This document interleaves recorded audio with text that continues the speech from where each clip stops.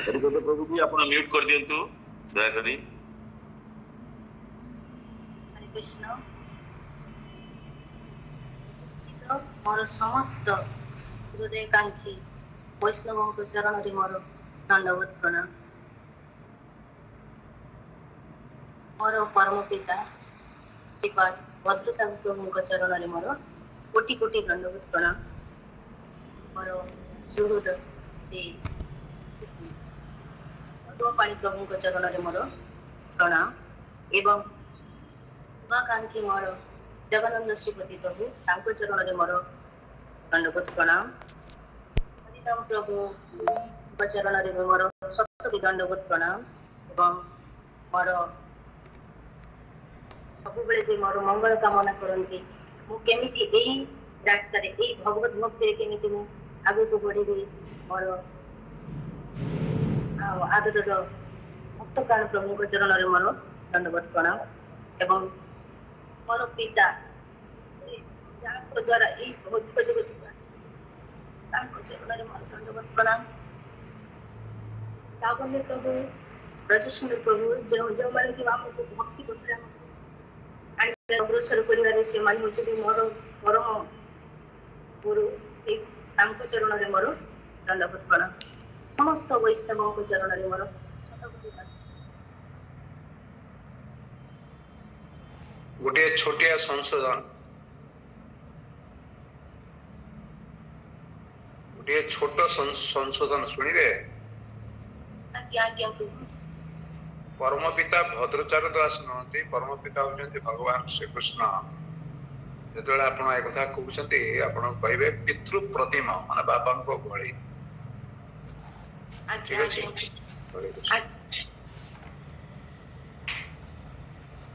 हरे कृष्ण।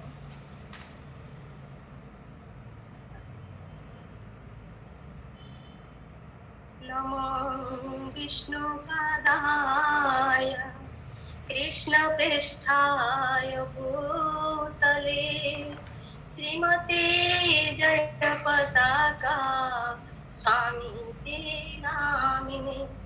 नमो आचार्य पादाय निताय कृपा प्रदायिने गौर कथा दामोदाय नगर ग्राम तारिणे।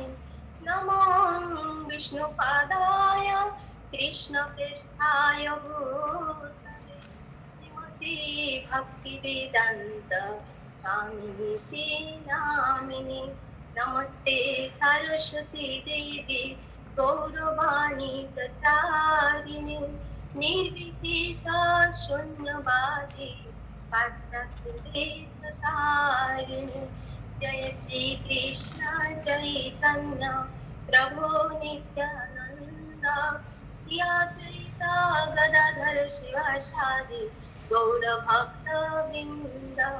हरे कृष्ण कृष्ण कृष्ण हरे हरे हरे राम राम राम हरे हरे। ओम नमः भगवते वासुदेवाय ओम नमः भगवते वासुदेवाय ओम नमः भगवते वासुदेवाय। नारायणं नमस्कृतं नरं चैव नरोत्तमं देवी सरस्वती व्यासा ततो जयमुदीरये।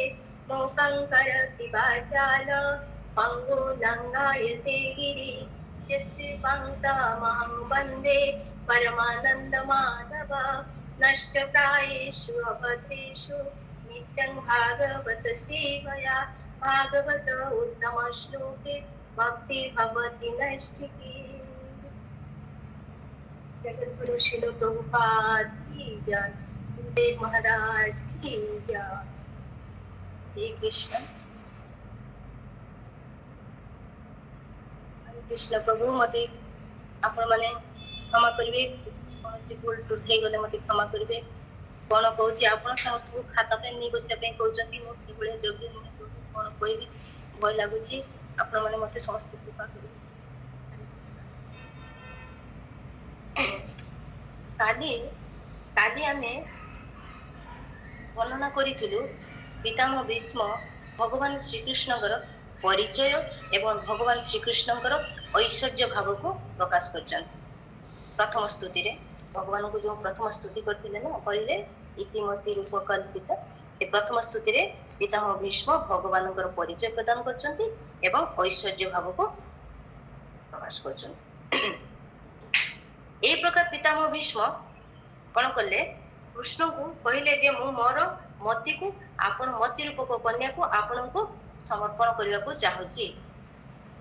ପିତାମହ କହିଲେ ଆଚ୍ଛା, ଆପଣ ଆପଣଙ୍କର କନ୍ୟାକୁ ମତେ ସମର୍ପଣ କରିବ, ଠିକ ଅଛି। ଆଚ୍ଛା ପିତାମହ, ଆପଣଙ୍କର କନ୍ୟା ମତେ ଚାହେଁ ତ? ଆପଣ ଆପଣଙ୍କର କନ୍ୟାକୁ ମତେ ସମର୍ପିତ କରିବେ, ବିବାହ ଦେବେ, ଆପଣ କନ୍ୟା ମତେ ଚାହେଁ ତ? ପିତାମହ କହୁଛନ୍ତି ହେ କୃଷ୍ଣ, ଆପଣ ଏ କି କଥା କହୁଛନ୍ତି? ଆପଣଙ୍କୁ ଏ ତ୍ରିଭୁବନରେ କିଏ ନ ଚାହେଁ ପ୍ରଭୁ? ଦ୍ୱିତୀୟ ଶ୍ଲୋକକୁ ଯିବା। ତ୍ରିଭୁବନ କମଲମ୍ ତମାଲ ବର୍ଣ୍ଣମ୍ ରବି କର ଗୌରବରାଙ୍ଗରମ୍ ଦଧାନେ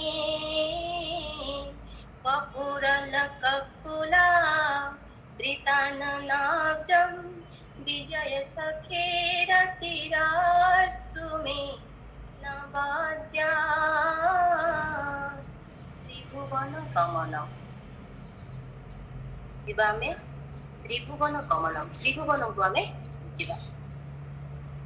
ତ୍ରିଭୁବନ, ତ୍ରିଭୁବନ କଣ? ଏ ଭୁବ ମାନେ ଏ ପୃଥିବୀ, ପୃଥିବୀ ଉପରକୁ 7ଟି ଲୋକ ଅଛି ଏବଂ ପୃଥିବୀ ତଳକୁ 7ଟି ଲୋକ ଅଛି। এই সমগ্র অর্থাৎ সরল ভাষাରେ କହିବାକୁ ଗଲେ ପୃଥିବୀ ଉପରେ ସ୍ୱର୍ଗ, ପୃଥିବୀ ତଳେ ପାତାଳ। ସ୍ୱର୍ଗ ମର୍ତ୍ତ ପାତାଳ, ପୃଥିବୀକୁ ମର୍ତ୍ତ କହୁଛନ୍ତି, ସ୍ୱର୍ଗ ମର୍ତ୍ତ ପାତାଳ। ମାନେ ଏଇ ମାନେ 14ଟି, ପୃଥିବୀ ଉପରେ 7ଟି ଲୋକ ଏବଂ ପୃଥିବୀ ତଳେ 7ଟି ଲୋକ, এই 14ଟି ଲୋକକୁ ନେଇକି ତ୍ରିଭୁବନ ବ୍ରହ୍ମାଣ୍ଡ ହେଇଛି। ବ୍ରହ୍ମାଣ୍ଡର ସମସ୍ତ ଲୋକ ଆପଣଙ୍କୁ ପ୍ରଭୁ ପାଇବାକୁ ଇଚ୍ଛା କରନ୍ତି। ଏ ବ୍ରହ୍ମାଣ୍ଡର ସମସ୍ତ ଲୋକ, ଆପଣ ଯୋଉଠିକି ବି ଯାଆନ୍ତି, ବ୍ରହ୍ମାଣ୍ଡର ଯୋଉ ଲୋକକୁ ଯାଆନ୍ତି, ସେଠାକାର ଲୋକମାନେ ଆପଣଙ୍କୁ କାମନା କରନ୍ତି ପ୍ରଭୁ। ଆପଣ ସେଥିପାଇଁ ଆପଣ ତ୍ରିଭୁବନ କମନ, ଆପଣ ତ୍ରିଭୁବନରେ ପଶୁ ପକ୍ଷୀ ବୃକ୍ଷ ଲତା ମାନବ ଯକ୍ଷ କିନ୍ନର ସମସ୍ତେ ଆପଣଙ୍କୁ ପାଇବା ଲାଳସା ରଖନ୍ତି। ତାପରେ ତ୍ରିଭୁବନ କମଲମ, କମଲମ ଶବ୍ଦ ବୁଝିବା। ଏଠାରେ କମଲମ ହଉଛି କମଲମ ଶବ୍ଦକୁ ବ୍ୟାଖ୍ୟା କରୁଛନ୍ତି ଟୀକାକାର ମାନେ, ତାର ଦିଟା ଅର୍ଥ ଦେଇଛନ୍ତି। କମଲମ ର ପ୍ରଥମ ମାନେ ହଉଛି ଷ୍ଟ୍ରଙ୍ଗ ଡିଜାୟାର, କାମନା। ପିତାମହ ଏଠି କହୁଛନ୍ତି ହେ କୃଷ୍ଣ, ଆପଣଙ୍କୁ ପାଇବାର କାମନା କିଏ ନ କରେ? ଆପଣ ତ୍ରିଭୁବନରେ ଆପଣ ଯେଉଁ ଭଳିଆ ସୁନ୍ଦର, ତ ଆପଣଙ୍କୁ କାମନା କିଏ ନ କରିବ? ଆପଣଙ୍କର କାମନା କିଏ ନ କରିବ?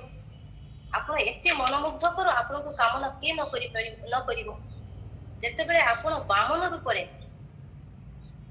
ବଳି ମହାରାଜଙ୍କର ଯଜ୍ଞଶାଳାକୁ ଯାଇଥିଲେ, ସେତେବେଳେ ଆପଣଙ୍କୁ ଦେଖି, ଆପଣଙ୍କର ସେଇ ଛୋଟ ବ୍ରାହ୍ମଣ ରୂପ ଦେଖି ବଳି ମହାରାଜଙ୍କର ଭଗ୍ନୀ ଆପଣଙ୍କୁ ଦେଖି ଅତ୍ୟନ୍ତ ପ୍ରସନ୍ନ ହେଇଥିଲେ। ଆପଣଙ୍କର ସେ ବାଳ ରୂପକୁ ଦେଖି, ଆପଣଙ୍କର ସୁନ୍ଦର ରୂପକୁ ଦେଖି ସେ ମୁଗ୍ଧ ହୋଇ ଆପଣଙ୍କୁ ସ୍ତନପାନ କରିବା ପାଇଁ ସେ ଆକୃଷ୍ଟ ହେଇଥିଲା। ଏବଂ ଯେତେବେଳେ ଆପଣ ବଳି ମହାରାଜଙ୍କୁ ଆପଣ 3 ପାଦ ଭୂମି ମାଗିବା ଉଦ୍ଦେଶ୍ୟରେ ବଳି ମହାରାଜଙ୍କୁ ଯେତେବେଳେ ଆପଣ ପାତାଳ ଲୋକକୁ ପ୍ରବେଶ କରାଇଲେ, ସେତେବେଳେ ବଳି ମହାରାଜଙ୍କର ଭଗ୍ନୀ ରତ୍ନ ଦେବୀ ସେତେବେଳେ ଭୀଷଣ ସେ କ୍ଷୁବ୍ଧ ହେଇଗଲେ, ଏକଦମ ରାଗିକି କ୍ରୋଧିତ ହେଇଗଲେ ଏବଂ ସେ କହିଲେ ସେ ପିଲାକୁ ମୁଁ ପାଆନ୍ତି କି ହାତ ମୁଠାରେ, ମୁଁ ତାକୁ ମାରି ଦେଇଥାନ୍ତି। ଏମିତି ସେ ବହୁତ କ୍ରୋଧିତ ହେଇଯାଇଥିଲେ। ତ ତାଙ୍କର ଏହି କାମନାକୁ ଭଗବାନ କୃଷ୍ଣ ତାଙ୍କୁ ମଧ୍ୟ ଏ କାମନାକୁ ବି ସେ ଗ୍ରହଣ କରିଛନ୍ତି ଏବଂ ତାଙ୍କୁ ପରଜନ୍ମରେ ସେ ପୁତନା ରୂପ ନେଇଛି ଏବଂ ଭଗବାନଙ୍କୁ ସ୍ତନପାନ କରିଛନ୍ତି। ତାଙ୍କର ପ୍ରଥମ କାମନା ଥିଲା ଏବଂ ଦ୍ୱିତୀୟ କାମନା ଥିଲା ତାକୁ ସେ ମାରିବେ ଏବଂ ସେଥିପାଇଁ ସେ ତାଙ୍କ ସ୍ଥଳରେ ଫୁଲ ବିଷ ନେଇକି ଯାଇଥିଲେ ଏବଂ ଭଗବାନଙ୍କୁ ମାରିବା ପାଇଁ ସେ ଇଚ୍ଛା କରିଥିଲେ। ତାଙ୍କର କାମନାକୁ ପୂର୍ଣ୍ଣ କରୁଛନ୍ତି ଭଗବାନ। ତେଣୁ ଭଗବାନ ଯୋଉଠାକୁ ଯାଆନ୍ତି, जो लोक को जानती जेमिति से जेतेबेले सुतळर राजा करिदेले बलि महाराज को सेतेबेले से तांकर द्वारपाल हेकि रहिले भगवान भगवान जेतेबेले द्वारपाल हेकि रहिले सेठी उपस्थित सेई लोकर समस्त नारी माने तांको कामना करिसंती पति रूपे पाइबा पाए तेणु हे भगवान आपण होचंती त्रिभुवन सुंदर ए आपण होचे त्रिभुवन कमलम आपण आपण होचंती आपण को पाइबा पाए समस्ते आपण को खूब लालायित होंती आउ ए संसार ए समस्त संसार समस्त प्राणी रूप आपण परमात्मा रूप में विराजमान करचंती एवं आत्मा रूप में प्रतिटी जीव आत्मा एवं आत्मार सब बेले काम न थाए परमात्मा को प्राप्ति करबा तेणु परोक्ष भाव रे हो बा प्रत्यक्ष भाव रे हो प्रतिटी जीव आपण को पाइबार कामना करिथांती तो आमे एटा प्रथम गलो कामना कमनम रो अर्थ होची स्ट्रांग डिजायर माने कामना तापरे कमनम रो आउ गोटी अर्थ होची सुंदर भगवान पितामह कहउचंती हे कृष्ण आपण होचंती त्रिभुवन रो सबुठु सुंदर आपण को भली सुंदर आपण को एई आभा आपण को ए दिव्यकांत आपण को भली केही सुंदर ए पृथ्वी रे नाही ए त्रिभुवन रे नाही ए ब्रह्मांड रे नाही आपण जेमिति सुंदर आपण को भली दिव्य आउ केही नांती आउ जेमिति आम कथा कहबा आमे मनुष्य समाज जेतबे पिंपुड़ी को देखु बा पिंपुड़ी जाति को देखु आम भीतर कोनसी सेमिति भाव उत्पन्न हुए कि पिंपुड़ी को देखिले ताको झाड़ू मारी की बाहर कर दो बा ताको से जेमिति नवास घर भीतर तार प्रतिकार व्यवस्था करू तार मृत्यु रे आमे एतेटा दुखी होनु बा आमे से स्तर रो भी न जे आमे पिंपुड़ी मरि गेले आम चेतना रे आमे खूब कष्ट अनुभव करी आ ठीक सेमिति आमर अवस्था देवता मानक पाखरे भी सेमिति देवता माने होचंती आमे जदि खूब सुंदर भावे सुसज्जित भावे गहना गाठी अलंकार युक्त होई देवता मानक पाखक जीवा देवता माने हमको ठीक सेमिति भाव काहे कि सेमाने पिंपुड़ी पाखरु जेमिति आमे कोटि गुण रे सुंदर सेमिति आम पाखरु देवता माने होचंती कोटि कोटि गुण रे सुंदर एवं देवता मानक पाखरु कोटि कोटि कोटि गुण रे सुंदर होचंती श्याम सुंदर से होचंती सबुठु सुंदर तेणु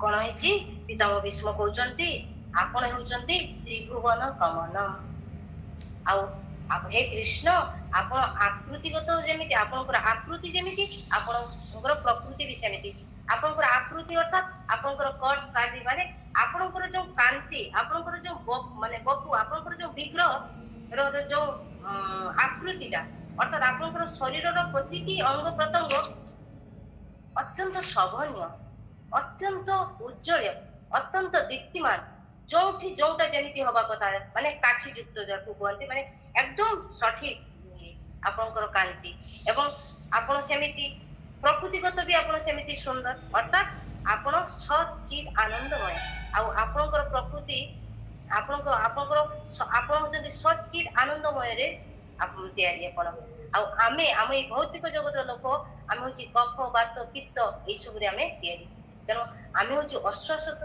आपण होचंती शाश्वत आपण होचंती नवीन आपण होचंती कोन नव यौवन अर्थात ब्रह्म संहिता ब्रह्मा कहउचंती ना अद्वैत अच्युत अनादि अनंत रूप आद्यम पुराण पुरुष नव यौवनंच अर्थात आपण आदि आपण बहु पुराना किंतु आपण एबे भी नव यौवन तेणु एठारे पितामह भीष्म कहउचंती हे कृष्ण आपण नवीन आपण सत आपण नित्य आपण नवीन सेतबे कृष्ण कहउचंती अच्छा पितामह मु एते हैंडसम अच्छा अच्छा तबे मोर सुंदरता केमिति कृष्ण कहउचंती पितामह को भावर आदान प्रदान चलिछि सेतबे पितामह भीष्म कहउचंती त्रिभुवन कमलम तमाल वर्णम रविकर गौरव रामभरम दधाने आपण होचंती तमाल वर्ण माने तमाल होचंती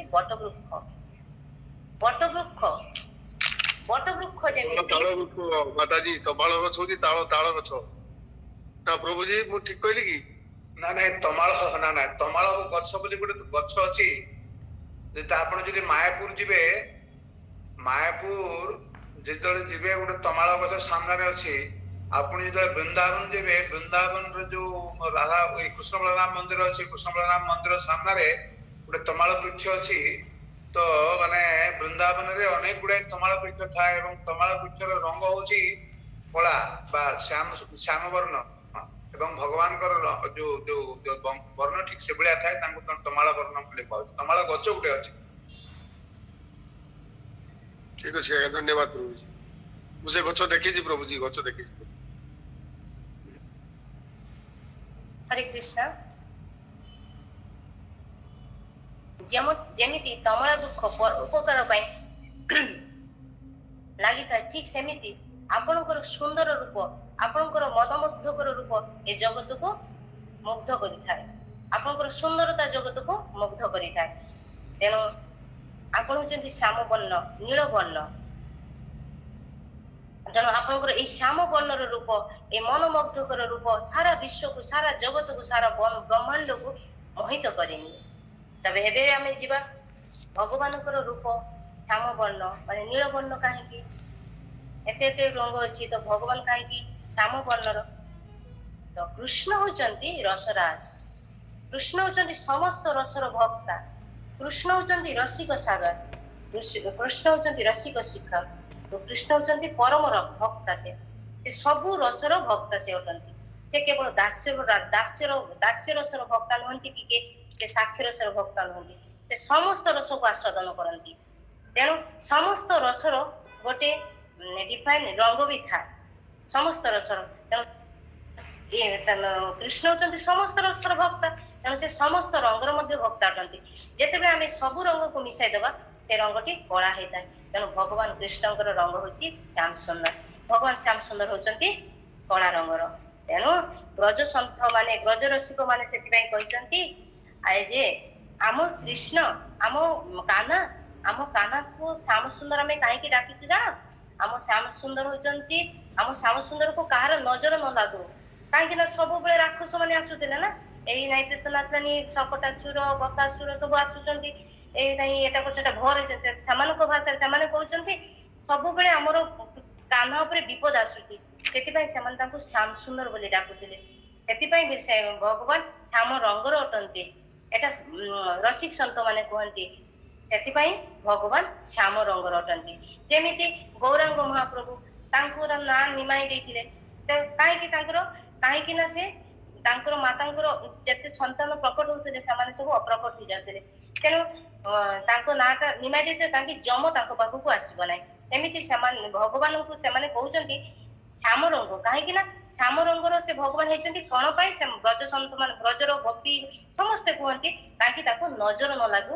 ସେଥିପାଇଁ ସେ ଶ୍ୟାମ ରଙ୍ଗର ହେଇଛନ୍ତି ପୁଣି ଗୋପୀ ମାନେ ବି କମ ନୁହନ୍ତି ଗୋପୀ ମାନେ ଆଜ୍ଞା এই ତମାଳ ଗଛକୁ ଦେଖିଲେ ରାଧାରାଣୀଙ୍କର କୃଷ୍ଣଙ୍କର ଦର୍ଶନର ଭାବ ଉଦ୍ରେକ ହୋଇଥାଏ ଯେତେବେଳେ ଦଶମ ଦଶାରେ ପୀଡ଼ିତା ଥାନ୍ତି ଏବଂ ସେତେବେଳେ ଭାବୁଛନ୍ତି ଯେ ମୁଁ ମରିଯିବି ସେତେବେଳକୁ ସଖୀ ମାନଙ୍କୁ କହୁଛନ୍ତି ଯେ ସଖୀ ମାନେ ମୋର ଏଇ ଯୋଉ ଦେହଟାକୁ ତୁମେ ତମଳ ଗଛ ସାଥିରେ ବାନ୍ଧିକି ରଖିଦବ ମୋ ମୃତ ଦେହଟାକୁ ଯାହା ଫଳରେ ମୁଁ କୃଷ୍ଣଙ୍କର ଯୋଉ ମାନେ କୃଷ୍ଣଙ୍କୁ ମୁଁ ଆଲିଙ୍ଗନ କଲା ଭଳିଆ ମତେ ଲାଗିବ।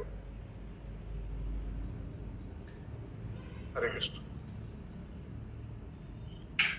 आज्ञा हरे कृष्ण प्रभु गोपी माने कृष्ण को चिड़ेଇବା ପାଇଁ କଣ କହୁଥିଲେ କାହ୍ନା को କହୁଥିଲେ ଯେ कृष्ण को ପଚାରୁଥିଲେ ଯେ ତୁ କାଲା क्यों है रे तू ଏତେ କଳା କାହିଁକି रे ତ कृष्ण ଏଟା ଅଛି ସୁଦାସ ବ୍ରଜ ସନ୍ଥ ସୁଦାସଙ୍କର ଗୋପୀ ମାନେ ଗୋପୀ ଭିତରେ ବି ରାଧାରାଣୀ ବି ଅଛନ୍ତି ଗୋପୀ ଏବଂ କୃଷ୍ଣ ମଧ୍ୟରେ ବାର୍ତ୍ତାର ଆଳାପ ଚାଲିଛି ଭାବର ଆଦାନ ପ୍ରଦାନ କେମିତି କହୁଛନ୍ତି ଏ କୃଷ୍ଣ ମାନେ ଗୋପୀ ମାନେ ଯେତେବେଳେ ତାଙ୍କର ମଟକି ନେଇକି ତାଙ୍କର ମାଖନ କ୍ଷୀର ବା ଲହୁଣୀ ନେଇକି ଯେତେବେଳେ ସେମାନେ ଯାଉଛନ୍ତି ସେତେବେଳେ ସେମାନେ ଯେତେ କୃଷ୍ଣଙ୍କୁ ରାସ୍ତାରେ ଦେଖୁଛନ୍ତି ଆଉ କୃଷ୍ଣ ତ ମାନେ କଣ କହିବା କୃଷ୍ଣ ତ ହଉଛନ୍ତି ମାନେ ଶତ ସହସ୍ର ଲକ୍ଷ ତାଙ୍କ ଚରଣ ସେବା କରୁଛନ୍ତି କିନ୍ତୁ ସେ ଘଳ ପିଇବା ପାଇଁ ଅପେକ୍ଷା କରିଥାନ୍ତି ଗୋପୀ ମାନେ ଗୋଟେ ଯିବେ ମୁଁ ସେମାନଙ୍କୁ ହଇରାଣ କରିବି ଏବଂ ସେମାନେ ସେଠୁ ଲହୁଣୀ ଘୋଳ ବା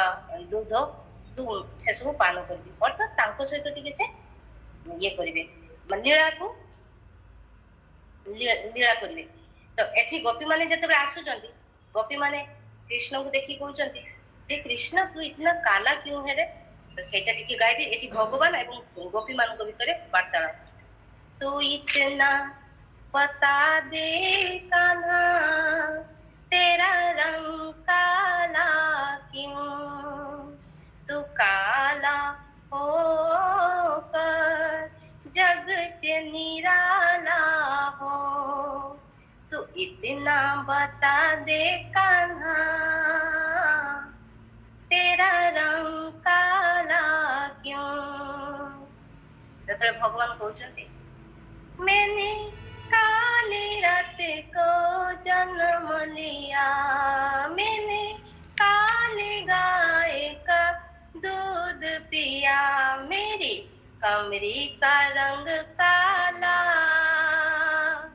इसीलिए काला हूँ हे गोपी मु काली रात माने अंधर रात्रि जन्म नेची केतेबेले जन्म नेची जानो मु राति 12 रे जन्म नेची से फला रात्रि अंधकार रात्रि जन्म होईची ना सेति पई तार से अंधकार रो जे रंगटा सेटा मो देह रे लागि जाईची सेतेबेले गोपी कहउछनी झूठ काहीका मिछ कहउछु सेतेबेले पुनी ये कहउचंती कृष्ण कहउचंती अरे मो माँ जशोदा मते काली पद्मगंध माने काली गाईर क्षीर पियाई मते से काली गाईर क्षीर खाई कि मोर देहर अवस्था एमि देछि नहले मु पूरा गोरा चट्टा ना मो काली गाईर क्षीर पीछि सेतेबेले पुनी माने कहउचंती तू पुनी मिछ कहउछु काना अच्छा अच्छा ठीक अछि अरे मु कमर रे मु जे आंछाटा बांधिछि ना तार जो रिफ्लेक्शन टा आसुछि ना से रिफ्लेक्शन रे मते कळा लागुछि नहले मु पूरा गोरा गोपी माने कहउछंती पुनी तू मिछ कहउछु कृष्ण काना एमती कहबारु कृष्ण पुणी कहउचंती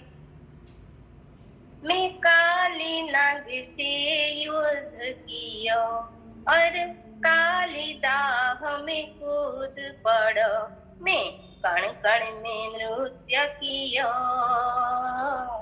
इसीलिए काला हूँ कौन है जान गोपी एक्चुअली कौन है मो माँ ना मते जशोदा माँ मैं जशोदा मते जमुना नदी रे डेली स्नान करांती जमुनार पानी टिके कला ना से मो देहर रंग कला है कहते आउ कौन जानचु मु थरे कौन करिछि माने आम जमुना रे काली नाग जे थिला से काली नाग को एठू बाहर करिया पे मु काली माने जमुना रे कूदी पड़िली एवं कूदी के कौन कली से काली नागर फणा ऊपर मु नृत्य करथिली से नृत्य करिबा द्वारा से काली नाग मुखरु जो विष बाहरी थिला से विष रे कौन अछि मो देहरे टिके प्रभाव पके देछि से विष द्वारा मो देहर टिके प्रभाव हो जाइछि एवं सेति पई मो कला पड़िछि चिंता करना गोपी मो बाबा जिबे ना नंद बाबा बाजार को जिबे हाट को जाइकी टिके कविराज पाखरु औषध आनिबे चेरी मुंगे आनिबे माँ ताकू मते खुए देले मो किछि दिन रे सेटा मो देहरु चली जिवो मो गोरा हे जिबी एमिति करी भगवान कहउचंती सेतेबेले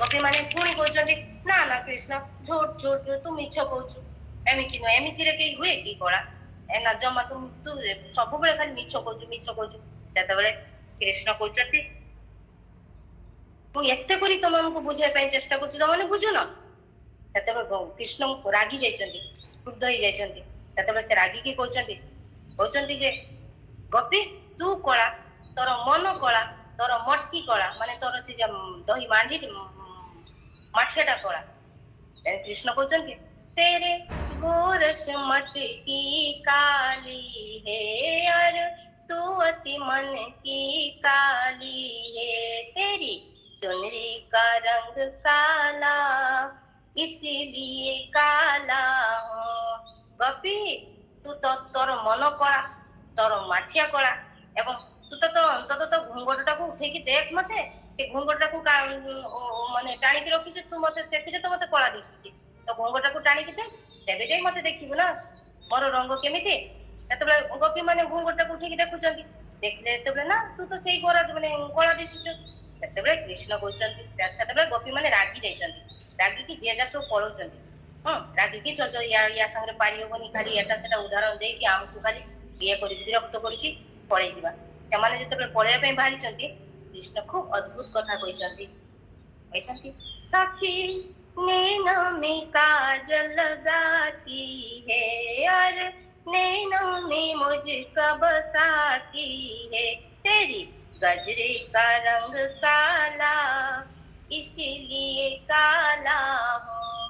हे गोपी सुन सुन सुन सुन सुन जाना जाना सुन तू जे तो आखिरे किलो किलो करके काजल पिंधिकी आसु एवं सेई आखिरे तू मते घंटा घंटा धरी बसै रखु एवं जेतेबे घंटा घंटा करी बसै रखिया परे तू जेतेबे ताकू बाहर करू सेतेबे मो कला हे जाय कोन करिवि सेते मोर दोष कोन तू तो आखिरे बसै की रखु एतिकी बेले एई कथाटी सुनी गोपी माने टिके लज्जारे पड़ी जाइछन्ती समाज जे तांको कला कला करी कहउतिले पुनी समाने घंटा घंटा धरी आखिरे बसैछन्ती तांको आखिरे बाहरिया पे एई कथाटे कहबारु समाने अत्यंत लज्जित होइछन्ती एवं काना पाखକୁ ଆସିଛନ୍ତି ଏବଂ ସେମାନେ ଦହି ଲହୁଣୀ କ୍ଷୀର ଘୋଳ ସବୁ ପିଆଇଛନ୍ତି ତ୍ରିଭୁବନ କମଲଂ ତମଲ ବର୍ଣ୍ଣଂ ରବିକର ଗୌରବ ରାମ୍ଭରଂ ଦଧାନେ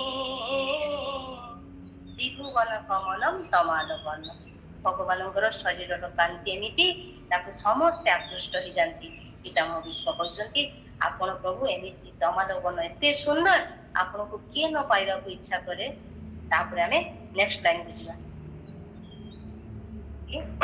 ରବିକର ଗୌରବ ରାମ୍ଭରଂ ଦଧାନେ ରବିକର ଅର୍ଥାତ ଆପଣଙ୍କର ଦିବ୍ୟ ଶ୍ୟାମ ସୁନ୍ଦର ରୂପରେ ଯେତେବେଳେ ରବି ମାନେ ସୂର୍ଯ୍ୟ କର ମାନେ କିରଣ ରବିକର ଗୌରବ ଆପଣଙ୍କର କିରଣ ଯେତେବେଳେ ପଡୁଛି ଆପଣଙ୍କ ପିତାମ୍ବର ଆପଣ ଯେତେବେଳେ ପିତାମ୍ବର ଧାରଣ କରୁଛନ୍ତି ଆପଣ ଶ୍ୟାମ ସୁନ୍ଦର ଶରୀର ରୂପରେ ଆପଣ ଯେତେବେଳେ ପିତାମ୍ବର ଧାରଣ କରୁଛନ୍ତି ସେଇ ପିତାମ୍ବର କେମିତି ପ୍ରତୀୟମାନ ହଉଛି ରବିକର ଗୌରବ ଅର୍ଥାତ ସୂର୍ଯ୍ୟର ଦୀପ୍ତ ନିର୍ମଳ ବଳି ବିଭୂଷିତ ହଉଛି ଏବଂ ଆପଣଙ୍କ ପିତାମ୍ବରରୁ ତେଜ ସୁବର୍ଣ୍ଣ ଆଉ ଯେମିତି ସୁବର୍ଣ୍ଣକୁ ଗରମ କରିଦେଲେ ଯୋଉ ରଙ୍ଗ ହୁଏ ନା ଗୌରାଙ୍ଗୀ ରଙ୍ଗ ସେମିତି ରଶ୍ମି ଛଟା ନିର୍ଗତ ହଉଛି ରବିକର ଗୌରବ ଅର୍ଥାତ ଆପଣଙ୍କର ପିତାମ୍ବର ଏଇଭଳି ସୂର୍ଯ୍ୟଙ୍କ ଭଳି ଦୀପ୍ତମାନ ଭଳି ସଦୃଶ ହଉଛି ମାନେ ଦୀପ୍ତିମନ୍ତ ଭଳି ସଦୃଶ ରବିକର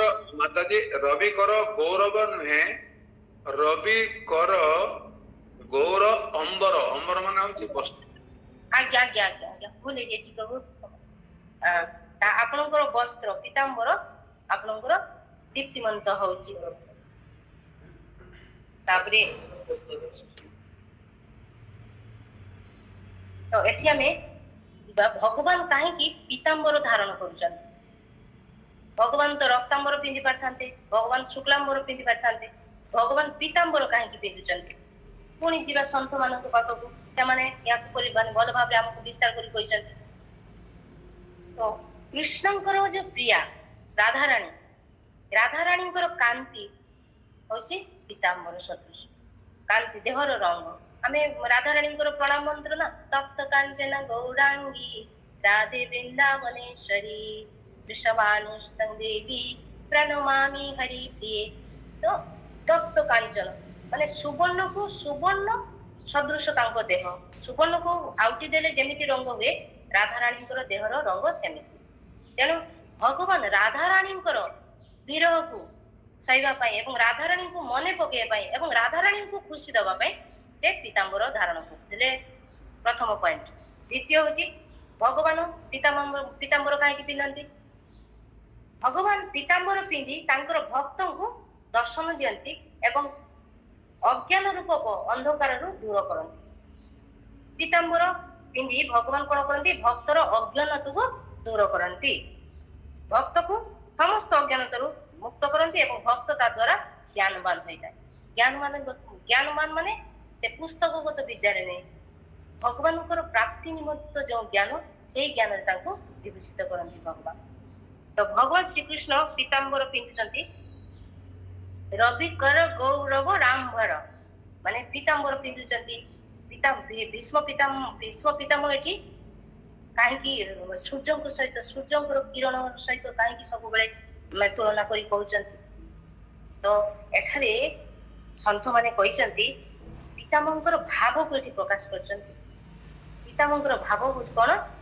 ତାଙ୍କର ଭଗବାନଙ୍କର ପିତାମ୍ବର ହଉଛି ବେଦମୟ ସାକ୍ଷାତ ବେଦମୟ କାରଣ ଯିବା ବେଦରେ ବର୍ଣ୍ଣିତ ଅଛି ନା ଅଜ୍ଞାନଂ ତିମିରଂ ଧସ୍ୟ ଜ୍ଞାନଂ ହୀନ ଶଲାକୟା ତ ଅଜ୍ଞାନ ରୂପକ ଅନ୍ଧକାରକୁ କାହା ସହିତ ତୁଳନା ଅଜ୍ଞାନକୁ ଉପମା କାର ଦିଆଯାଇଛି ଅନ୍ଧକାର ସହିତ ଅନ୍ଧକାର ରୂପକ ଅନ୍ଧକାରକୁ ଅଜ୍ଞାନ ରୂପକ ଅନ୍ଧକାରକୁ ପ୍ରକାଶ ରୂପକ ଜ୍ଞାନ ଦ୍ୱାରା ଆମେ ଦୂର କରିଥାଉ।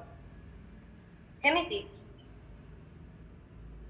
ଭଗବାନ ଶ୍ରୀକୃଷ୍ଣଙ୍କର ପୀତାମ୍ବର କେମିତି ଅର୍ଥାତ୍ ସୂର୍ଯ୍ୟଙ୍କର ପ୍ରକାଶ ସହିତ ସମାନ ଅର୍ଥାତ୍ ଭଗବାନଙ୍କର ପୀତାମ୍ବର ହଉଛି ବେଦମୟ ମାନେ ବେଦ ସାକ୍ଷାତ ପୀତାମ୍ବରର ରୂପ ଧାରଣ କରି ଭଗବାନଙ୍କୁ ମାନେ ଭଗବାନଙ୍କର ବସ୍ତ୍ର ହେଇକି ସେ ଭଗବାନଙ୍କୁ ଆବରଣ କରି ରଖିଛି। ସବୁବେଳେ ବେଦ ତାର ଭଗବାନଙ୍କୁ ସ୍ତୁତି କରୁଛି ଏବଂ ଯେତେବେଳେ ଭକ୍ତ ଭଗବାନଙ୍କୁ ଦର୍ଶନ କରିବାକୁ ଯାଉଛି ସେତେବେଳେ ଭଗବାନଙ୍କୁ ଦେଖିଲା ମାତ୍ରେ ସେ ତ ପୀତାମ୍ବରକୁ ଦେଖିବ ନା ଭଗବାନଙ୍କର ପାଦ ଦେଶରୁ ଆମେ ଦେଖି ଯିବା ଯେତେବେଳେ ଭଗବାନଙ୍କର ସୁନ୍ଦର ପୀତାମ୍ବର ରୂପକୁ ଯେତେବେଳେ ଦେଖି ତାର ମନରେ ତାର ଅଜ୍ଞାନତାକୁ ଭଗବାନ ଦୂର କରନ୍ତି ଏବଂ ତାକୁ ବୁଦ୍ଧି ପ୍ରଦାନ କରନ୍ତି ଜ୍ଞାନ ରୂପକ ବୁଦ୍ଧି ପ୍ରଦାନ କରନ୍ତି। ସେଥିପାଇଁ ଭଗବତ ଗୀତାରେ ଭଗବାନ କୃଷ୍ଣ ଅର୍ଜୁନଙ୍କୁ କହିଛନ୍ତି ନା ତେଷା ସତତ ଯୁକ୍ତାନାଂ ଭଜତାଂ ପ୍ରୀତିପୂର୍ବକଂ ଦଦାମି ବୁଦ୍ଧି ଯୋଗଂ येन ମାଚ ଉପୟନ୍ତି ତେ ଅର୍ଥାତ୍ ଯେ ମତେ ପ୍ରେମ ସହକାରେ ପ୍ରାର୍ଥନା କରେ ଯେ ମତେ ଦର୍ଶନ କରେ ଭକ୍ତି ସହକାରେ ମୁଁ ତାକୁ ବୁଦ୍ଧି ପ୍ରଦାନ କରେ। ଅର୍ଜୁନ ମୁଁ ତାକୁ ବୁଦ୍ଧି ପ୍ରଦାନ କରେ କଣ ବୁଦ୍ଧି ପୁସ୍ତକଗତ ବିଦ୍ୟା ନୁହେଁ ସେଟା ତ ସାର୍ଟେନ୍ ଲେଭେଲ ଅବ୍ଦି ଆମକୁ ଡିଗ୍ରୀ ଦେବା ପାଇଁ ଦେଇଥାଏ କିନ୍ତୁ ସେ ଆମକୁ କଣ ବୁଦ୍ଧି ଦିଅନ୍ତି ଆମକୁ ଦିବ୍ୟ ଜ୍ଞାନ ଦିଅନ୍ତି ଯାହା ଦ୍ୱାରା ଆମେ ଭଗବାନଙ୍କର ଭକ୍ତ ମାନେ ଭଗବାନଙ୍କର ଲୋକକୁ ପ୍ରାପ୍ତ ହବୁ ଆମେ ବୈକୁଣ୍ଠ ପ୍ରାପ୍ତ ହବୁ। ଭଗବାନ ତ ଏଇଟାই ଚାହାନ୍ତି ନା ଯେ ତାଙ୍କର ସନ୍ତାନ ମାନେ ତାଙ୍କ ପାଖରେ ରୁହନ୍ତୁ ସେ କେତେବେଳେ ଚାହାନ୍ତିନି ସେ ଜମା ଖୁସି ନୁହନ୍ତି ଆମେ ଯେ ଏଇ ଧରାଧାମରେ ଏତେ କଷ୍ଟ ପାଉଛୁ। ସେଥିପାଇଁ ସେ ପୀତାମ୍ବର ଧାରଣ କରି ଛିଡା ହେଇଥାନ୍ତି ଭଗବାନ ମାନେ ଭକ୍ତକୁ ଦର୍ଶନ ଦେବା ପାଇଁ ତାର ଅଜ୍ଞାନକୁ ହରଣ କରିବା ପାଇଁ। ତ ଏହାର ପ୍ରମାଣ କଣ ଯେ ଭଗବାନ ଯେ ପୀତାମ୍ବରରେ ସେ ଆମ ଯେ ହରଣ କରିନଉଛନ୍ତି ଏହାର ପ୍ରମାଣ କଣ ଯିବା ଭାଗବତମର 4th ସ୍କନ୍ଦ ଧ୍ରୁବ ମହାରାଜଙ୍କ ପାଖକୁ। ଧ୍ରୁବ ମହାରାଜ ଯେତେବେଳେ 5 ବର୍ଷର ବୟସ ହେଇଥିଲେ ସେତେବେଳେ ସେ ତାଙ୍କର ମାତା ବିମାତା ସୁରୁଚିଙ୍କ ପାଖରୁ ଯେତେବେଳେ କଟାକ୍ଷ କଥା ଦ୍ୱାରା ତାଙ୍କର ପିତା ଯେତେବେଳେ ସିଂହାସନ ତାଙ୍କୁ ମାନେ ତାଙ୍କ କୋଳରୁ ତାଙ୍କୁ ଯେତେବେଳେ ଓହ୍ଲେଇ ଦେଇଥିଲେ ତାଙ୍କୁ ବହୁତ କଷ୍ଟ ହେଇଥିଲା। ଶିଶୁର ଅବୋଧ ମନ ତାଙ୍କ ବାପାଙ୍କ କୋଳରେ ବସିବାର ଯୋଉ ଇଚ୍ଛା ସେ ଯେତେବେଳେ ତାଙ୍କର ବିମାତା ତାଙ୍କୁ ଉଠେଇ ଦେଇଛନ୍ତି ବହୁତ କଷ୍ଟ ପାଇଛନ୍ତି ଏବଂ କାନ୍ଦିଛନ୍ତି ଏବଂ ସେ ତାଙ୍କର ମାତାଙ୍କ ପାଖକୁ ଆସିଛନ୍ତି। ମା ସେତେବେଳେ ତାଙ୍କୁ ବୁଝେଇଛନ୍ତି ମା ମୋ ବାପାଙ୍କ କୋଳରେ ବସିବି ମୋ ବାପାଙ୍କ କୋଳରେ ମୁଁ ବସିବି ମତେ ମା ଓହ୍ଲେଇ ଦେଲେ। ସେତେବେଳେ କହିଛନ୍ତି ଆଚ୍ଛା ଠିକ ଅଛି ଆଜି ନ ତୁ ଆଉ ଦିନ ବସିବୁ ନା ମୁଁ ବସିବି। ଯେହେତୁ ସେ ଜଣେ କ୍ଷତ୍ରିୟ ରାଜା ଥିଲେ ଉତ୍ଥାନପାତ କ୍ଷତ୍ରିୟ ରାଜା ଥିଲେ କ୍ଷତ୍ରିୟର ପୁତ୍ର ତ କ୍ଷତ୍ରିୟ ଭଳି ତାର ବୁଦ୍ଧି ତାର୍କିକ ସେ ତ ଦେଖେଇବ ନା ପ୍ରତାପ। ସେତେବେଳେ ଧ୍ରୁବ ସେତେବେଳେ ମାଙ୍କୁ କହିଛି ନା ମୁଁ ରାଜ ସିଂହାସନରେ ବାପାଙ୍କ କୋଳରେ ବସିବି। ସେତେବେଳେ ତୋର ତେବେ ଏଇଟା ଇଚ୍ଛା ଆଚ୍ଛା ମୁଁ ସାଧୁ ସନ୍ଥ ପାଖରୁ ଶୁଣିଥିଲି ମା କହୁଛନ୍ତି ତାଙ୍କର ମୁଁ ସାଧୁ ସନ୍ଥ ମାନଙ୍କ ପାଖରୁ ଶୁଣିଥିଲି ଯେ ଆମ ମାନଙ୍କର ଯୋଉ ଇଚ୍ଛା ନା ସେ ଭଗବାନ ଇଚ୍ଛାକୁ ପୂରଣ କରନ୍ତି। ତ ତେବେ ମତେ ଭଗବାନ କେଇଠି ମିଳିବ କୁହନ୍ତୁ ଆପଣ। ତ ଭଗବାନ ନା ବଣରେ ମିଳନ୍ତି। ସାଧୁ ମାନଙ୍କୁ ମୁଁ କହୁଛନ୍ତି ବଣରେ ଭଗବାନ ମିଳନ୍ତି। ତ ସେତେବେଳେ ଧ୍ରୁବ ତତ୍କ୍ଷଣାତ ସେ ଉଠିଛି ନା ମୁଁ ଜଙ୍ଗଲକୁ ଯିବି ବଣକୁ ଯିବି ଏବଂ ଭଗବାନଙ୍କ ସହିତ ସାକ୍ଷାତ କରିବି ଏବଂ ଭଗବାନଙ୍କୁ ମୋର ଏଇ କଥାଟା କହିବି ମୁଁ ସିଂହାସନରେ ବସିବି। ତ ସେତେବେଳେ ସେ ମାନେ ଧ୍ରୁବଙ୍କର ତାଙ୍କର ଯୋଉ କଥାର ଯୋଉ କ୍ଷତ୍ରିୟ ଥିଲେ ନା ତାଙ୍କର କଥାର ଯୋଉ ତେଜ ଦେଖିଲେ ମା ବି ବୁଝି ପାରିଥିଲେ ଯେହେତୁ ତାଙ୍କର ମା ତ ଭକ୍ତିମତୀ ଥିଲେ ତେଣୁ ତାଙ୍କ ପୁତ୍ରକୁ ଛାଡି ଦେଇଥିଲେ ତାଙ୍କର ବିଶ୍ୱାସ ଥିଲା ତାଙ୍କର ପୁତ୍ର କିଛି କରିବ।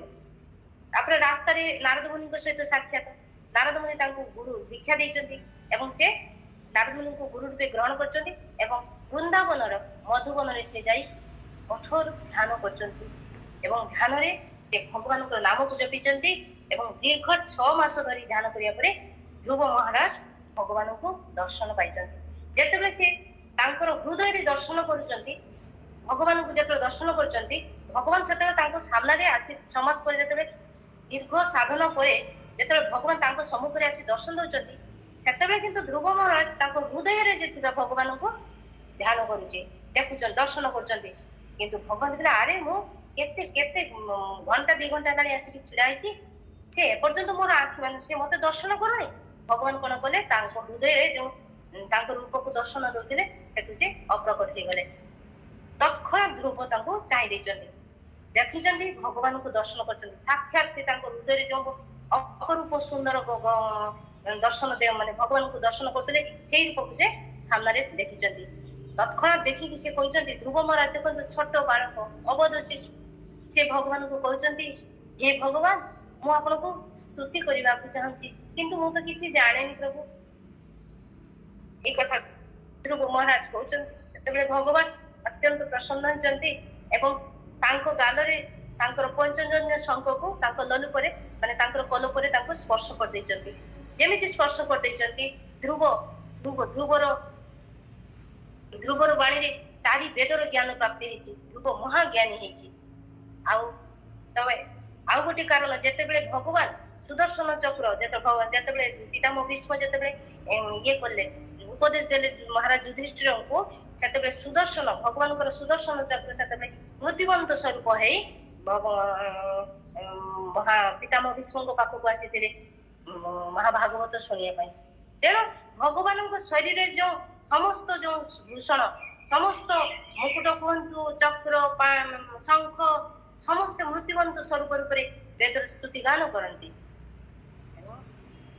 ଏଠୁ ଆମେ ଜାଣିଲୁ ଯେ ଭଗବାନଙ୍କର ପିତାମ୍ବର ଆମକୁ ଜ୍ଞାନ ପ୍ରଦାନ କରି ଆମର ଅବିଦ୍ୟାକୁ ହରଣ କରନ୍ତି ଏବଂ ଆମକୁ ଦର୍ଶନ ଦେଇ ଆମକୁ ଦିବ୍ୟ ଜ୍ଞାନ ପ୍ରଦାନ କରନ୍ତି। ତ ଆମେ ଏବେ ଜାଣିଲୁ ପିତାମ୍ବରର 3ଟି, ପ୍ରଥମେ ସେ ରାଧାରାଣୀଙ୍କୁ ମନେ ପକେଇବା ପାଇଁ ବା ରାଧାଙ୍କର ମାନେ ବିରହ ଜନିତ କଷ୍ଟକୁ ଲାଘବ କରିବା ପାଇଁ ସେ ପିତାମ୍ବର ଧାରଣ କରନ୍ତି। ଦ୍ୱିତୀୟ ହେଲା ଭକ୍ତକୁ ଜ୍ଞାନ ପ୍ରଦାନ କରିବା ପାଇଁ ବା ଭକ୍ତକୁ ଆନନ୍ଦ ପ୍ରଦାନ କରିବା ପାଇଁ ସେ ପିତାମ୍ବର ପିନ୍ଧନ୍ତି। ତୃତୀୟରେ ସେ କଣ କରନ୍ତି, ଭଗବାନ ସେ ତ ସମସ୍ତ ସେ ତାଙ୍କ ଦୃଷ୍ଟିରେ ସମସ୍ତେ ସମାନ। ସେ ଅସୁର ହଉ, ନର ହଉ, ଦେବତା ହଉ, ରାକ୍ଷସ, କିନ୍ନର, ଯକ୍ଷ ସମସ୍ତେ ସମାନ। କିନ୍ତୁ ଯୋଉ ଭାବରେ ଯାହାକୁ ଯିଏ ଡାକେ ତାକୁ ସେ ସେଇ ଭାବରେ ତାଙ୍କ ପାଖକୁ ଆସକ୍ତ ହୁଅନ୍ତି ଭଗବାନ। ତେଣୁ ଅସୁର ମାନେ ସାଧାରଣତଃ ରାଜସିକ ମାନେ କଣ ଭୋଗବିଳାସରେ ଜୀବନ କଟାନ୍ତି। ତେଣୁ ଭଗବାନ ସେଥିପାଇଁ ହିରଣ୍ୟକଶିପୁ ନା ହିରଣ୍ୟକଶିପୁ କାହିଁକି ସେ କଶିପୁ ମାନେ ସିଂହାସନ, ମାନେ ସ୍ୱର୍ଣ୍ଣରେ ତିଆରି ସିଂହାସନରେ ସେ ବସୁଥିଲେ। ତାଙ୍କର ସବୁ କିଛି ସ୍ୱର୍ଣ୍ଣରେ ଥିଲା। ତାଙ୍କର ଶଯ୍ୟା ସ୍ୱର୍ଣ୍ଣରେ ଥିଲା, ତାଙ୍କର ବାସନକୁସନ, ତାଙ୍କ ଘରର ସମସ୍ତ ଜିନିଷ, ତାଙ୍କର ଘର, ତାଙ୍କର ପ୍ରାସାଦ ସବୁ ସ୍ୱର୍ଣ୍ଣରେ ନିର୍ମିତ। ଆଉ ସ୍ୱର୍ଣ୍ଣ ସାଧାରଣତଃ ରାଜସିକ ମାନେ ଭୋଗବିଳାସର ପ୍ରତୀକ। ତେଣୁ କୃଷ୍ଣ ଯେତେବେଳେ ଅସୁର ମାନଙ୍କୁ ବିନାଶ କରିବାକୁ ଚାହାନ୍ତି ବା ଅସୁର ମାନେ ଯେତେବେଳେ ସଂସାରରେ କଷ୍ଟ ପ୍ରଦାନ କରନ୍ତି, ସେତେବେଳେ ସେ ପିତାମ୍ବର ପିନ୍ଧି ଅସୁର ମାନଙ୍କୁ ମୋହିତ କରନ୍ତି ଏବଂ ଭକ୍ତକୁ ଆନନ୍ଦ ପ୍ରଦାନ କରନ୍ତି। ସେଇ ଭାବରେ ସେଇ ସମୁଦ୍ର ମନ୍ଥନରେ ଆସିଥିଲେ, ପିତାମ୍ବର ମୋହିନୀ ରୂପ ଧରିଥିଲେ, କିନ୍ତୁ ପିତାମ୍ବରର ମାନେ ରୂପକ ଶାଢୀ ପିନ୍ଧିକି ସେ ଆସିଥିଲେ ଏବଂ ତାଙ୍କୁ ମୋହିତ କରି ତାଙ୍କ ପାଖରୁ ଅମୃତର ଯୋଉ କଳସୀଟାକୁ ନେଇକି ଦେବତା ମାନଙ୍କୁ ଦେଇଥିଲେ। ତ୍ରିଭୁବନ କମଲଂ ତମାଲବାନଂ ରବିକର ଗୌରବରାମ୍ବରଂ ଦଧାନେ। ଏହିପରି ଭାବରେ ଆପଣ ପିତାମ୍ବର ପିନ୍ଧି ଆପଣ ଭକ୍ତକୁ ଆନନ୍ଦ ପ୍ରଦାନ କରନ୍ତି। ତାପରେ ଭୀଷ୍ମ ପିତାମହ ଯାଉଛନ୍ତି ତଳ ଶ୍ଲୋକକୁ, ମାନେ ଶ୍ଲୋକର ତୃତୀୟ ଲାଇନରେ ପ୍ରଥମ ୱାର୍ଡ, ବପୁରଲ କକୁଲା ତ୍ରିତାନନାବ୍ଜଂ। ବପୁରଲ ଅଲକ କକୁଲ, ବପୁ ଅଲକ କୁଲ, 3ଟା ୱାର୍ଡ, ବପୁ ଅଲକ କୁଲ। ବପୁ ହଉଛି ଶରୀର। ବପୁର ମାନେ କଣ? ବପୁର ପର୍ଯ୍ୟାୟବାଚୀ ହଉଛି ଶରୀର, କାୟା, ଦେହ। ତ କୃଷ୍ଣ ପିତାମହ ଏଠାରେ ଭଗବାନଙ୍କୁ ବପୁ କାହିଁକି କହିଛନ୍ତି? ସେ ଶରୀର କହିପାରିଥାନ୍ତେ, କାୟା କହିପାରିଥାନ୍ତେ, ଦେହ କହିପାରିଥାନ୍ତେ, ବପୁ କାହିଁକି କହିଲେ? ଯଦ୍ୟପି ଏଇ ଶରୀର, କାୟା, ଦେହ, ବପୁର ପର୍ଯ୍ୟାୟବାଚୀ ସଂସ୍କୃତ ଶବ୍ଦ ତ ଟିକେ ସୂକ୍ଷ୍ମ ଭାବରେ ପାର୍ଥକ୍ୟ ରହିଛି। ଯେମିତି ଶରୀର ହଉଛି କଣ? କାହିଁକି ଭୀଷ୍ମ ସେଠାରେ ବପୁ ୱାର୍ଡ ୟୁଜ କରୁଛନ୍ତି? ସନ୍ଥ ମାନେ କହିଛନ୍ତି ଶରୀର ହଉଛି କ୍ଷୀଣତି ରୋଗ ଆଦି ନାମ ଇତି ଶରୀର, ଅର୍ଥାତ୍ ଯୋଉଟା ଧୀରେ ଧୀରେ କ୍ଷୀଣ ହଉଛି, ଶରୀର ଧୀରେ ଧୀରେ କ୍ଷୀଣ ହୁଏ। ଆଉ ଶରୀର ହଉଛି ମାନେ ରୋଗ ବ୍ୟାଧିର ମନ୍ଦିର। ଶରୀରରେ ରୋଗ ହୁଏ ଏବଂ ସେଟା ଧୀରେ ଧୀରେ କ୍ଷୀଣ ହୋଇ ମୃତ୍ୟୁ ଆଡକୁ ଗତି କରେ, ଯୋଉଟା କି ଅର୍ଥାତ୍ ଆମେ ଧୀରେ ଧୀରେ ଏ ଶରୀର ଧୀରେ ଧୀରେ ଧୀରେ ଧୀରେ ଧୀରେ ନାଶ ହୁଏ। ଏଇଟା କହୁଛନ୍ତି ମାନେ କୁଲଶେଖର ଆଲୱାର ଯେ ମୁକୁନ୍ଦ ବାଲା ସ୍ତୋତ୍ରରେ କହିଛନ୍ତି। କୁଲଶେଖର ଆଲୱାର ମାନେ ସାଉଥରେ ଜଣେ ପ୍ରସିଦ୍ଧ, ସେ କହୁଛନ୍ତି ଶରୀରମ୍ ବ୍ୟାଧି ମନ୍ଦିରମ୍ ଶତ ସନ୍ଧି ଜର୍ଜରମ୍। ଶରୀରଟା ହଉଛି ବ୍ୟାଧିର ମନ୍ଦିର, ଏଟା କଫ ବାତ ପିତ୍ତ ଦ୍ୱାରା ତିଆରି ଏବଂ ଏଥିରେ କଣ ହୁଏ ଶତ ସନ୍ଧି ରହିଛି, ମାନେ ଗଣ୍ଠି ମାନେ ସନ୍ଧି ରହିଛି ଅର୍ଥାତ୍ ଗଣ୍ଠି ରହିଛି। ତେଣୁ ଏହା ଦ୍ୱାରା ଏ ଶରୀର କଣ ହୁଏ ଧୀରେ ଧୀରେ ଧୀରେ ଧୀରେ ଧୀରେ ଧୀରେ କ୍ଷୀଣ ହୁଏ। କ୍ଷୀଣ ହେଲେ ଶରୀର ନାଶ ହୁଏ। ତେଣୁ ସେଠାରେ ବପୁ ଜାଗାରେ ଶରୀରର ଉପଯୋଗ ହେଇପାରିବ ନାହିଁ, କାରଣ ଶରୀର ତ ନାଶ ହଉଛି ନା। କିନ୍ତୁ ଭଗବାନ ତ ଶାଶ୍ୱତ ନା, ଭଗବାନ ତ ମାନେ ଭଗବାନଙ୍କର ତ ଯୋଉ ଅଙ୍ଗ ସେଟା ତ ନାଶ ହୁଏନି ନା, ସେଥିପାଇଁ ସେଠି ଶରୀର ପ୍ରୟୋଗ ହବନି। ତାପରେ ଅଛି କାୟା, ତାପରେ ଅଛି ଦେହ। ଦେହ କଣ?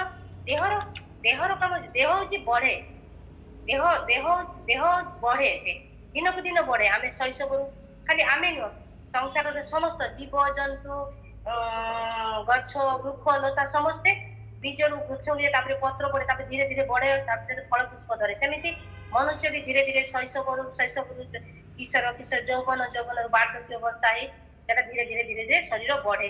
ତେଣୁ ଭଗବାନଙ୍କ ଶରୀର ଦେହ ବଢେ ନାହିଁ, ତେଣୁ ମାନେ ସେଠାରେ ଦେହ ଶବ୍ଦ ପ୍ରୟୋଗ କରାଯାଏ। ତାପରେ ଯିବ କାୟା, କାହିଁକି ଦେହ ହଉଛି ସଚିତ୍ ଆନନ୍ଦମୟରେ ତିଆରି ଭଗବାନଙ୍କର ବିଗ୍ରହ, ତେଣୁ ସେଠି ଦେହ ଶବ୍ଦ ପ୍ରୟୋଗ କରାଯିବନି। ତାପରେ ଯିବା କାୟା ଶବ୍ଦ, ଏଟା ପ୍ରଭୁପାଦ ବହୁତ ସୁନ୍ଦର ଭାବରେ ବର୍ଣ୍ଣନା କରିଛନ୍ତି। କାୟା କ ଶବ୍ଦର ଅର୍ଥ ହଉଛି ବ୍ରହ୍ମା, ଯେ ହଉଛନ୍ତି ପୃଥିବୀର ପ୍ରଥମ ସୃଷ୍ଟ ଜୀବ ବ୍ରହ୍ମା। ତ ବ୍ରହ୍ମା ହଉଛନ୍ତି କ, ତ କ ପାଖରୁ କାୟାର ସୃଷ୍ଟି, ଆମର ସୃଷ୍ଟି ହେଇଛି ନା, ତ କ ପାଖରୁ କାୟାର ସୃଷ୍ଟି। ତେଣୁ କାୟା ବ୍ରହ୍ମଙ୍କ ପାଖରୁ ସୃଷ୍ଟି ହେଇଛି। ତେଣୁ ବ୍ରହ୍ମାଙ୍କ ପାଖରୁ ଯେତେବେଳେ କାୟାର ସୃଷ୍ଟି, ତେବେ ବ୍ରହ୍ମା କେମିତି କୃଷ୍ଣଙ୍କୁ ସୃଷ୍ଟି କରିବେ? ସେଥିପାଇଁ ବ୍ରହ୍ମା ଯେତେବେଳେ କାୟାକୁ ସୃଷ୍ଟି କରୁଛି, ତେବେ ଭଗବାନଙ୍କର ସୃଷ୍ଟି ତ ଆଦି ନା, ଭଗବାନ ହଉଛି ବ୍ରହ୍ମା ନିଜେ କୃଷ୍ଣଙ୍କ ପାଖରୁ ସୃଷ୍ଟ ନା, ସେଥିପାଇଁ ସେଠି କାୟାର ବି ଉପଯୋଗ ହେଇପାରିବନି। ସେଥିପାଇଁ ନା ଦେହ ନା ଶରୀର ନା କାୟା ହଉଛନ୍ତି କୃଷ୍ଣଙ୍କ ଶରୀର ହଉଛନ୍ତି ବପୁ। ସେଥିପାଇଁ ପିତାମହ ଭୀଷ୍ମ ସେଥିପାଇଁ ଭୀଷ୍ମ ତାଙ୍କୁ ବପୁ ବୋଲି ତାଙ୍କୁ ଡାକିଛନ୍ତି, ଅର୍ଥାତ୍ ସେ ସଚିତ୍ ଆନନ୍ଦମୟ ବିଗ୍ରହ। ସେ ତାଙ୍କର ଯୋଉ ବିଗ୍ରହଟା ସଚିତ୍ ଆନନ୍ଦମୟ ତତ୍ତ୍ୱରେ ତିଆରି। ତେଣୁ ଭୀଷ୍ମ ତାଙ୍କୁ କହିଛନ୍ତି ଆପଣଙ୍କ ଶରୀର ଦିବ୍ୟ କାନ୍ତି ଅତ୍ୟନ୍ତ ଶୋଭନୀୟ, ଆପଣଙ୍କର ବିଗ୍ରହ ଖୁବ ଶୋଭନୀୟ ଏବଂ ଆପଣଙ୍କର ସେଇ ବିଗ୍ରହ ରୂପରେ ଆପଣଙ୍କର ସେଇ ଦିବ୍ୟ ସୁନ୍ଦର ରୂପରେ ଯେତେବେଳେ ଆପଣଙ୍କର ଅଲୋକ ଅର୍ଥାତ୍ ଆପଣଙ୍କର କେଶ ରାଶି, ଅଲୋକ ମାନେ କେଶ, ଆଉ କେଶ ରାଶି ଅଲୋକ ଫୁଲ ମାନେ କେଶ ରାଶି, କେଶ ସମୂହ, ଘନ କେଶ ସମୂହ, ଅର୍ଥାତ୍ ଆପଣଙ୍କର ଅଙ୍ଗ କାନ୍ତି ଉପରେ ଆପଣଙ୍କର ମୁଖମଣ୍ଡଳ ଆହୁରି ଶୋଭନୀୟ। ଆଉ ଆପଣଙ୍କର ମୁଖମଣ୍ଡଳରେ ଯେତେବେଳେ ଆପଣଙ୍କର ଘନ କେଶ ସମୂହ, ସେଟା ଆହୁରି ସୁନ୍ଦର, ଆହୁରି ଶୋଭନୀୟ। ପ୍ରଭୁ ଆପଣ ତ ସୁନ୍ଦର, ଆପଣଙ୍କର ଦିବ୍ୟ କାନ୍ତି ଆହୁରି ସୁନ୍ଦର, କିନ୍ତୁ ଆପଣଙ୍କର ମୁଖମଣ୍ଡଳରେ ଯେତେବେଳେ ଆପଣଙ୍କର ଯୋଉ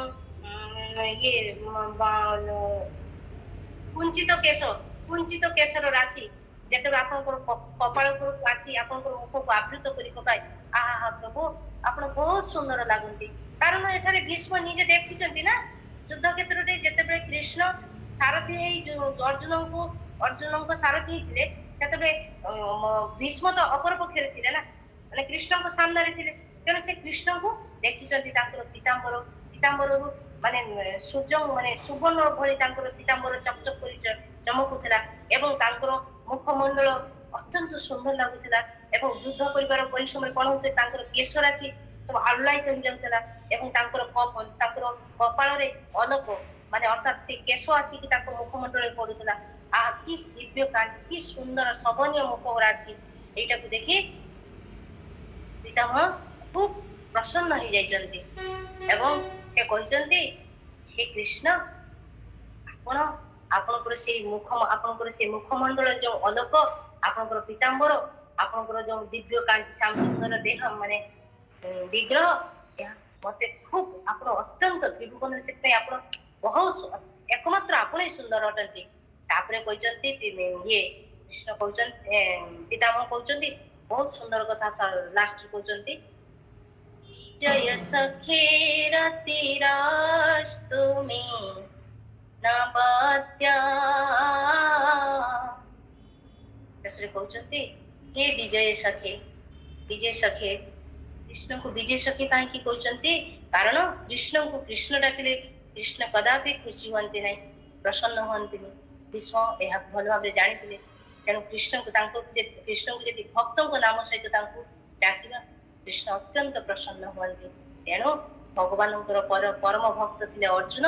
ତେଣୁ ଭଗବାନ ପିତାମହ ଭୀଷ୍ମ ଭଗବାନଙ୍କୁ ବିଜୟ ସଖୀ ବୋଲି ସମ୍ବୋଧନ କରି କହୁଛନ୍ତି ମୋର ରତି ମୋର ମତି ଆପଣଙ୍କ ଚରଣରେ ମୋର କାମନା ରହିତ ମନ ମୋର ଏକଦମ ନିବୃତ ମନ ମୋର ଆପଣଙ୍କ ଚରଣରେ ରତି ହଉ ମୋର ମନ ଆପଣଙ୍କ ଚରଣରେ ନମସ୍ୟ ହଉ।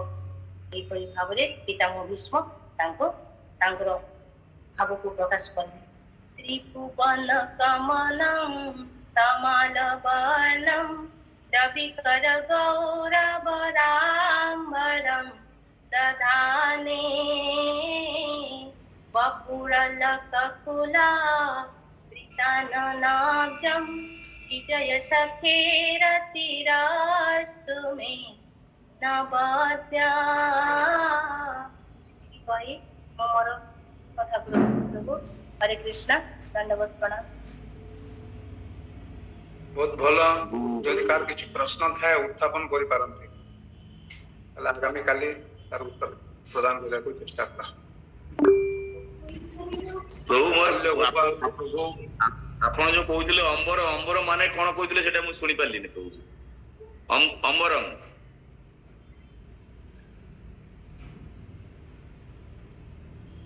म्यूट अछि प्रभुजी म्यूट अछि। गौर माने होची गौरवर्ण गौरांगी गौरांग महाप्रभु आ बर माने श्रेष्ठ बुझिबाले के अंबर माने होची बसन बा वस्त्र धोती एटा माताजी कहउतले तांकर मुकुट होची उज्जवल वर्ण कुंडल होची उज्जवल वर्ण वस्त्र होची उज्जवल वर्ण तापरे तारी उपरे पुणी कोन है ना सूर्यंकर किरण पडुची रवि कर बुझिबाले कि एभली भाबरे भगवान समस्त जीव मानकर अज्ञान अंधकार को दूर करती। पुणी चैतन्य चरितामृत रे अछि जे कृष्ण सूर्य सम जदियो भगवान तमाल वर्ण किंतु ए समस्त आभूषण एवं तापर सूर्य किरण जेतबेले कृष्ण को ऊपर पडुची तो पूरा एकदम सूर्य सम प्रतिभात होचंती। माया नहीं एवं माया है अंधकार माया होची अंधकार जहां कृष्ण तहां नहीं मायार अधिकार बोले कि माया को संपूर्ण द्विभूत करते भगवान श्री कृष्ण ठीक अच्छे कारण से कपड़ा उपरे से मुकुट उपरे से कुंडल उपरे से रत्नालंकार उपरे जो सूर्य माने सूर्य किरण पड़ुची से आहरी जाज्वल्यमान। हरे कृष्ण बाल्य गोपाल प्रभु कौन कहबे? धन्यवाद प्रभु। हरे कृष्ण प्रभु मुझे वृंदावन जाइए वृंदावन शुणी तंबाड़ गछ जे सेटा कृष्ण राधांकर बहुत प्रिय आ कदम्ब केरी फूल सेटा कृष्णकर बहुत प्रिय एटा जन भक्त मुखर शुणी कथा ठीक तेणु भगवान कदम्ब मूल बंशी को जाती एवं राधाराणी जिते जो तमाल गछ देखते कृष्णकर कथा मन पड़ जाए तेणु तमाल वृक्ष राधाराणी प्रिय ठीक कही। Thank you.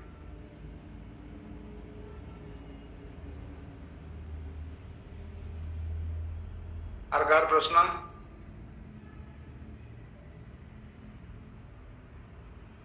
सुधीर प्रभु अछंती? हरे कृष्ण सुधीर कुमार दास प्रभु जी।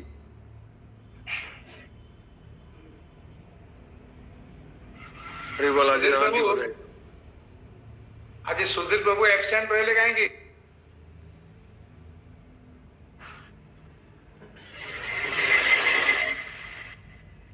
ସୁଧୀର ପ୍ରଭୁ ନାହାନ୍ତି ଆଜି ବୋଧେ। ଆଜି ପରୀକ୍ଷାରେ ପୁରା ଏକଦମ ଏପିଆର କରିନାହାନ୍ତି ଆଉ।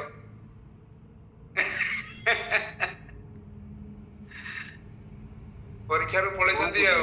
ଆଜି ସୁଧୀର ପ୍ରଭୁଙ୍କୁ ପରୀକ୍ଷା କରାଯାଇଥାନ୍ତା। ଆଜି କଣ ଶୁଣିଲେ ଏବଂ କଣ ବୁଝିଲେ ସେ କଥା କହିଥାନ୍ତେ। ହଉ କିଛି ଅସୁବିଧା ନାହିଁ, ଏଠି ରଖିବା ତାହେଲେ। ମାତାଜୀଙ୍କର ପୀତାମ୍ବରର ବର୍ଣ୍ଣନା ଖୁବ ସୁନ୍ଦର ହେଇଥିଲା ପ୍ରଭୁଜୀ, ବହୁତ ସୁନ୍ଦର ପୀତାମ୍ବରର ବର୍ଣ୍ଣନା।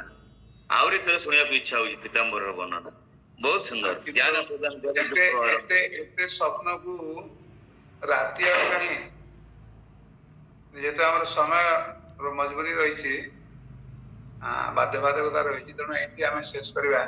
ବହୁତ ବହୁତ ଧନ୍ୟବାଦ ମାତାଜୀ। ଆଗାମୀ କାଲି ତା ପରବର୍ତ୍ତୀ ଶ୍ଲୋକ ଉପରେ ଆଲୋକପାତ କରିବେ। ମାତାଜୀ କଣ କରିଛନ୍ତି, ଶାସ୍ତ୍ରର କଥା ବି କହିଛନ୍ତି, ରସିକ ଭକ୍ତ ମାନଙ୍କର କଥା ମଧ୍ୟ କହିଛନ୍ତି, ଗୋପୀ ମାନଙ୍କର କଥା କହିଛନ୍ତି। ଖୁବ ସୁନ୍ଦର ଭାବରେ କ୍ଲାସ ଟାକୁ ମାନେ ମନୋମୁଗ୍ଧକର କରିଛନ୍ତି। ହରେ କୃଷ୍ଣ। ଠିକ ଅଛି, ଆଜ୍ଞା ପ୍ରଭୁ ବିରାମ ପ୍ରଭୁ।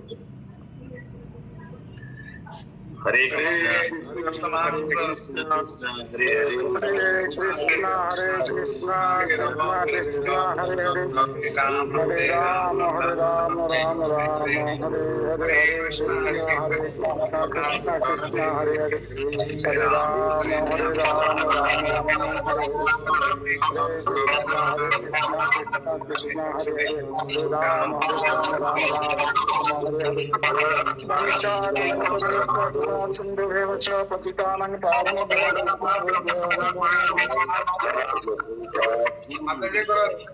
ମାତାଜୀଙ୍କର ଟିକେ ଜ୍ୱର ଭଲ ହେଇଛି, ଟିକେ ଦେହ ଭଲ ହେଇଛି। ମାତାଜୀ ଜ୍ୱର ହଉଥିଲା କାଲି, ଆଜି ଟିକେ ଆଜ୍ଞା କୃଷ୍ଣ ପ୍ରଭୁ ଦଣ୍ଡବତ ପ୍ରଣାମ। ହଁ ଆଜ୍ଞା ଭଲ ହେଇଛି ପ୍ରଭୁ। ଆଜି କାଲି ରାତିରେ ଆଉ ଖାଇନି ଔଷଧ, ଠିକ ଅଛି, ଧନ୍ୟବାଦ। ଭଲ ହେଇଛି ପ୍ରଭୁ। ଖାଲି କାଶଟା ଅଛି। ସେ ବି ଠିକ ହେଇଯିବ।